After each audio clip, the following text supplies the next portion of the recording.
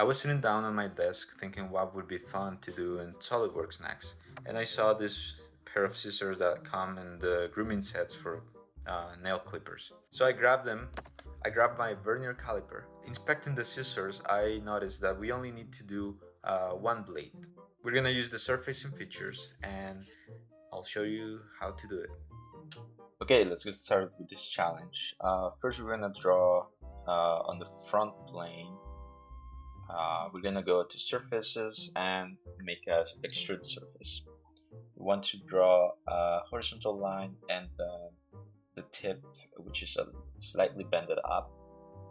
We're gonna add the dimensions. Actually, the measurements I took was from the end to end, which is 87.6 millimeters.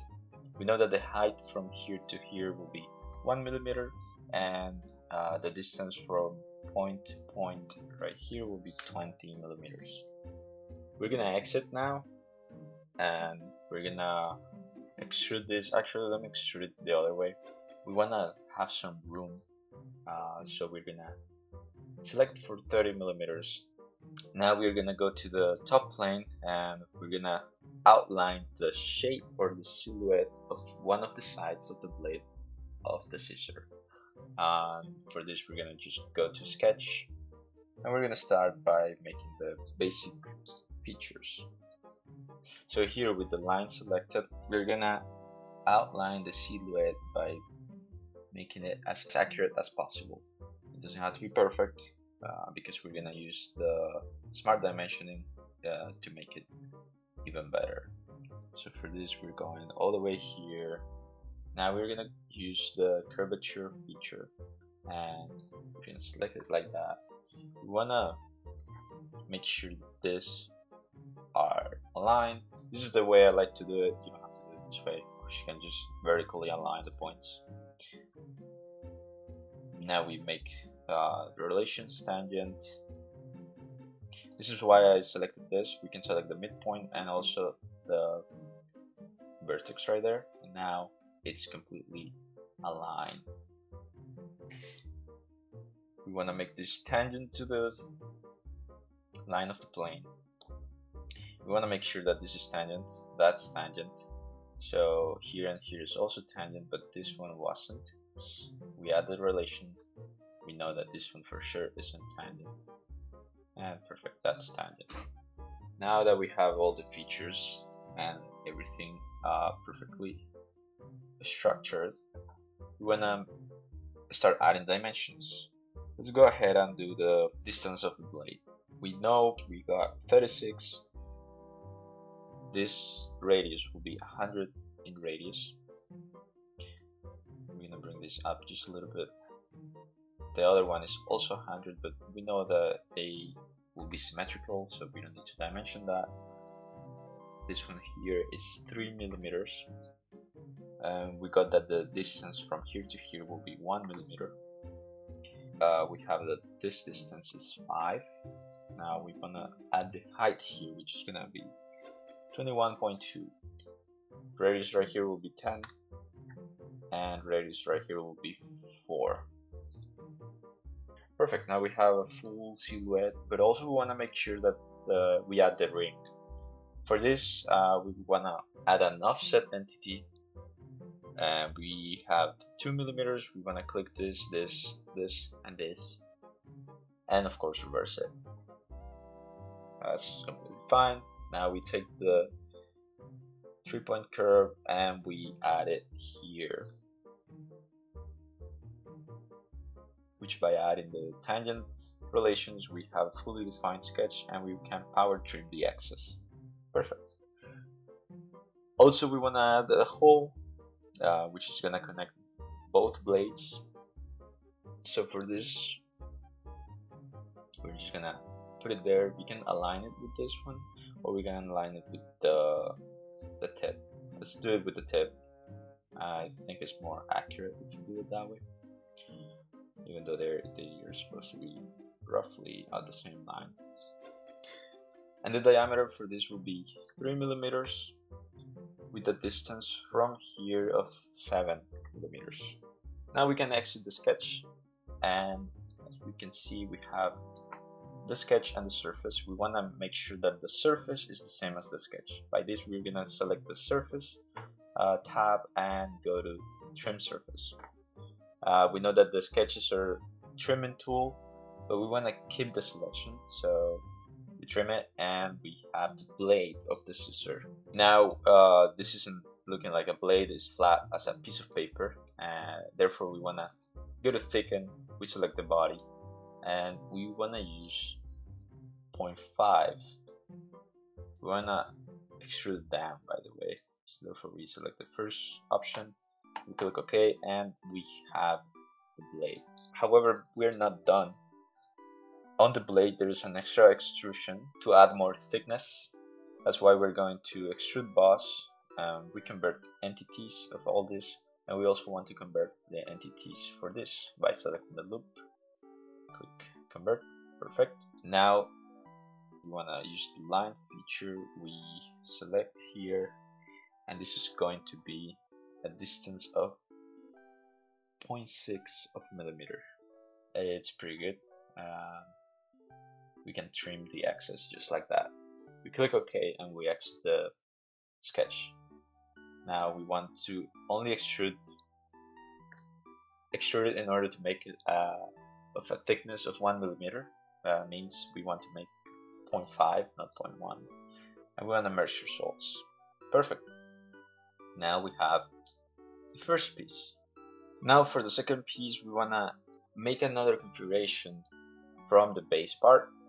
So we're just gonna call it second blade, or you can call it whatever you want. And for this, we want to suppress the boss extrude, because the bottom piece, this is the bottom piece that we're gonna do now, has to mate or mesh in a certain way in order to have a stopper, a built-in stopper. But we basically need to use a boss extrude, and we want to select the same sketch because it's the same shape, same everything. But now we want to select extrude from the top surface, and we want to extrude up. Now we have the bottom blade, and it should be almost ready to go. By offsetting the surface, we can offset the surface. Here it's gonna be like 0.25 of offset under. We click OK, and we know that the surface is just below. If we change the transparency, we can see there's the surface, and we want to trim the shape that we want on this surface. So for this, we could literally take the top plane and make a sketch. I'm gonna face it this way because it's easier. We will want to offset this 1 millimeter, and we also want to convert this entity, and then we trim the axis around there. Perfect. We can exit now, and we have to trim the inside surface, which is this one here. So we select both of them and we trim. And now we remove selections, which is going to be, let me hide the body so we can just work on this. So clear selection,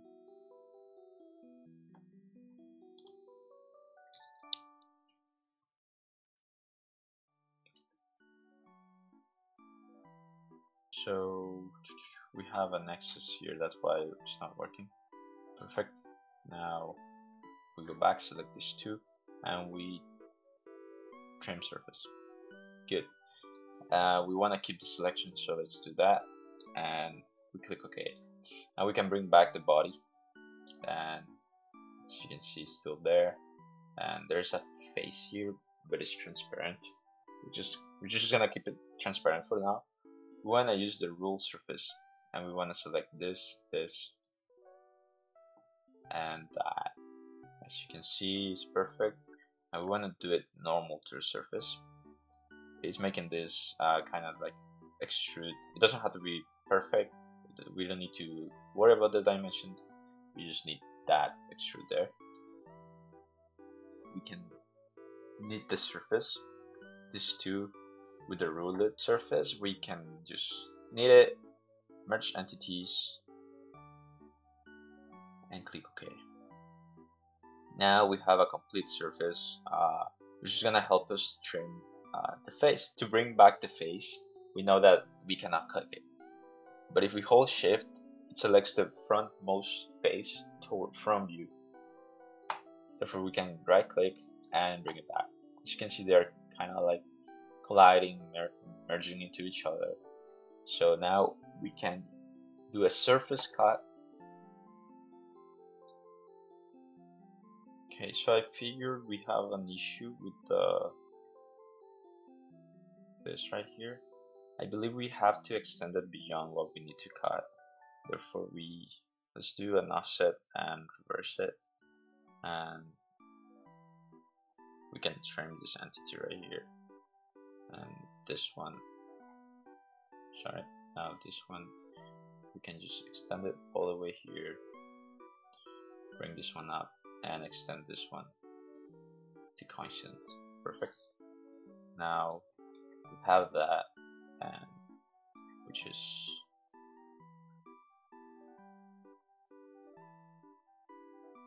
this. We wanna extend it. So let's hide this face, we'll make it transparent, and we want to extend this one like that. Let's do a 3. Perfect. Now we bring this back. Sorry, bring this back, and now we ruled it. Okay, after some trial and error, I managed to get it done using the convert entities, dimension, and everything, and exit that. We use the root feature, which creates all that from the inside plane. Now we need the surface in order to get one single surface, and we surface cut on the inside.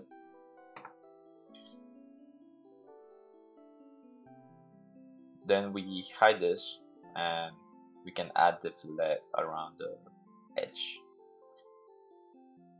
Now, because we need to mirror it, because it has to go under, we use the mirror feature, and now we just roll back, and we have both our things. And I also added some detail, which is the stainless on the first blade. Let me just copy this one right here. So copy appearance and paste, and the full body. Perfect. So now we have both blades. We can go ahead and start our assembly. So now that we are in the assembly, we chose the first blade to be the base, and now we're gonna insert the next component, which is just gonna be the other configuration. Perfect. It added the configuration we wanted, and we want to make these two faces, and we wanted to make concentric with this two as well.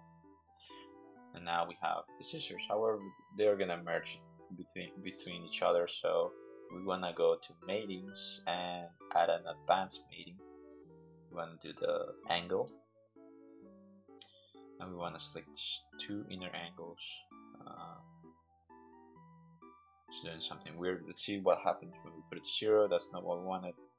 So let's flip that back to what it was, 180. So we have 180. This is our first limit. So 180 is the first one. And now if we increase it, we have the opening. So now that it's opening, when we want to know what's the limit is when this face here is going to hit this other face. So let's estimate it to be 230. Nope. What about 300? It's getting close. 320. That's way too much. 305. 305 seems reasonable, so we have 180 and 305. Now we click OK, and we have done that mating. Now it closes and opens, stopping where they are supposed to stop.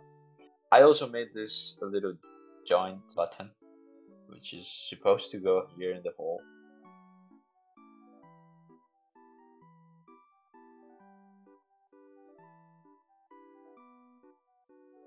Now it should be completely done.